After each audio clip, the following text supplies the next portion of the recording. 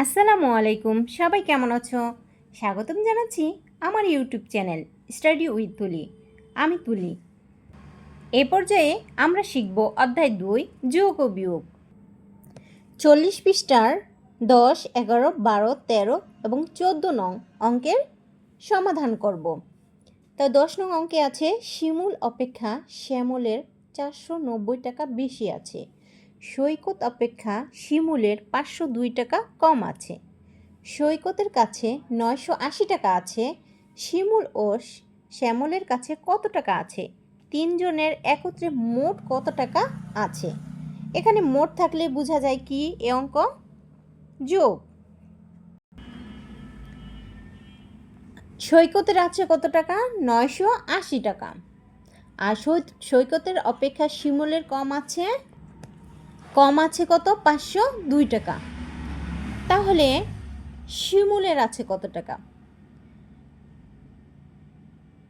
এই 980 টাকা থেকে 502 টাকা বিয়োগ দিলেই কিন্তু আমরা শিমুলের টাকাটা পেয়ে যাব।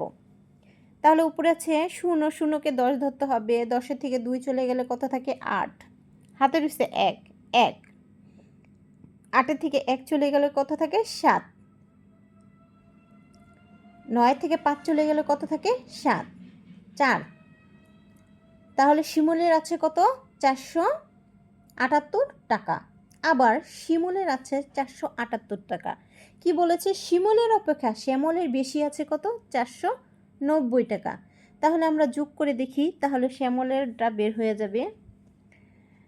8-এর 8, 9 আর 7 কত? 16, 16-র 6, হাতের হচ্ছে কত? 1, 4 আর 4, 8, হাতের 1 মিলে কত হয়? 9, 9। তাহলে শ্যামলেরটা পেলাম। শ্যামলের আছে কত? 968 টাকা। এখন আমরা তিনজনের মোট আছে কত টাকা? তিনজনের মোট আছে, এখানে শিমুলের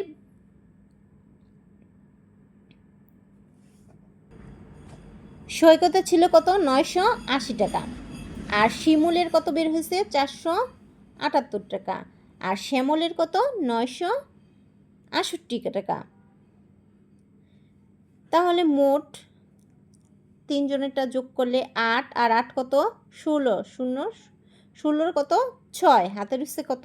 1, 1 আর 6 কত? 7, 7 আর 7 কত? 14, 14 আর 7 কত? 22, 22-এর কত? 2, হাতের হচ্ছে কত? 2, 9 আর 2 কত? 11, 11 আর 4 কত?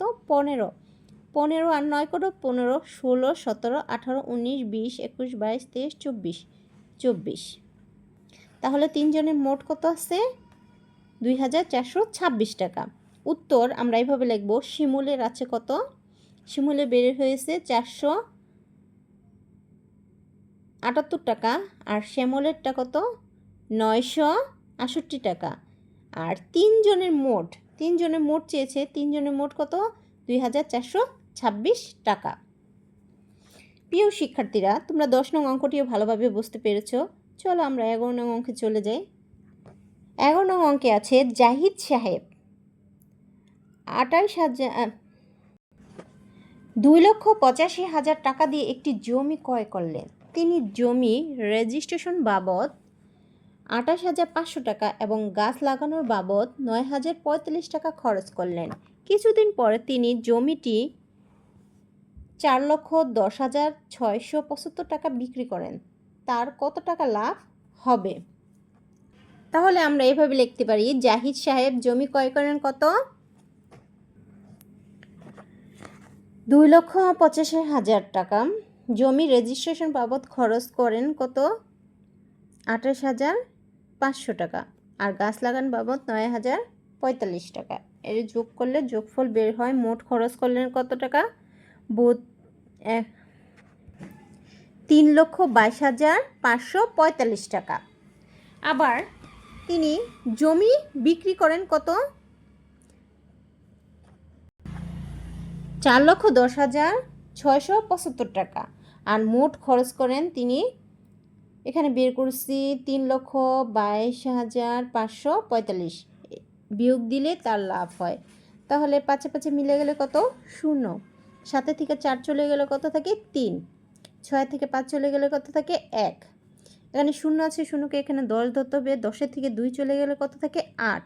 হাতে রয়েছে 1, 2 আর 1 কত? 3। এখানে 1কে 11 ধরতে হবে। 11 থেকে 3 চলে গেলে কত থাকে? 8। হাতে রয়েছে 1, 3 আর 1 কত? 4। 4 4 মিলে গেলে 0। তাহলে তার লাভ হলো কত? 8,88,130 টাকা। তাহলে উত্তর কত? 88,130 টাকা। প্রিয় শিক্ষার্থীরা, তোমরা 11 নং অঙ্কটিও ভালোভাবে বুঝতে পেরেছো। চলো আমরা 12 নং অঙ্কে চলে যাই। 10 বছর আগে বাবা ও ছেলের বয়সের যোগফল ছিল 76 বছর। বর্তমানে বাবার বয়স 66 বছর। 7 বছর পরে ছেলের বয়স কত বছর হবে? এখানে বলছে 10 বছর আগে। এখানে বলেছে, ভালোভাবে লক্ষ্য করো, 10 বছর আগে ছেলের বয়স কত ছিল? 76 বছর। এবং কি বলছে? বাবার বয়স 66 বছর এবং 7 বছর পরে ছেলের বয়স কত হবে? দেওয়া আছে 10 বছর আগে বাবা ও ছেলের বয়সের যোগফল কত? 76 বছর। বর্তমান বাবা ও ছেলের বয়সের যোগফল 76 যোগ 10। এখানে 10 কি বলছে? বাবার বয়স 10 বছর পর, এমনকি ছেলের বয়সও 10 বছর পর বলছে, এজন্য দুটি 10 হয়েছে বছর। তাহলে 76 সাথে এই 10 আর 10 যোগ করলে কত হয়? 96 বছর। বর্তমান বাবার বয়স কত? 66 বছর হলে বর্তমান ছেলের বয়স কত? বাবার বয়সের থেকে আর 10 বছরের,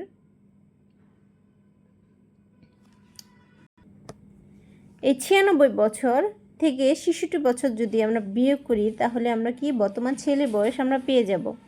96 থেকে 66 বিয়োগ করলে আমরা ছেলের বয়স কত বছর? 30 বছর। তারপর বলছে 7 বছর পর ছেলের বয়স হবে। বর্তমান ছেলের বয়স কত? 30 বছর। এবং 7 বছর পরে ছেলের বয়স কত হবে? 30-এর সাথে 7 যোগ করলে কত বছর হবে? 37 বছর। উত্তর কি হবে? 37 বছর। প্রিয় শিক্ষার্থীরা, তোমরা 12 নং অঙ্কটিও ভালোভাবে বুঝতে পেরেছ। চলো আমরা 13 নং অঙ্কে চলে যাই। 13তে আছে 2,587 বিয়োগ 854 বিয়োগ 399 বিয়োগ 250 সমান। এখানে বলছে গাণিতিক বাক্যটি দিয়ে গল্প তৈরি করি। চলো আমরা একটি গল্প তৈরি করি।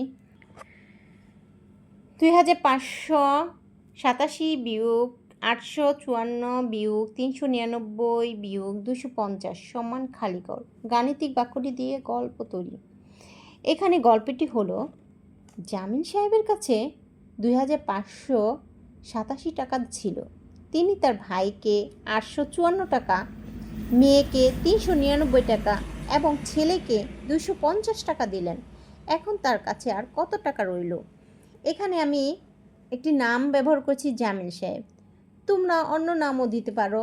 এবং এখানে আমি যে ভাই, মেয়ে, ছেলে সম্পর্কগুলো দিয়েছি, তোমরা অন্য সম্পর্কগুলো দিতে পারো। 14 নং আছে প্যাটার্নের নিয়ম খুঁজে খালি ঘরের সংখ্যা বের করি। এখানে দুটি প্যাটার্ন দেওয়া আছে।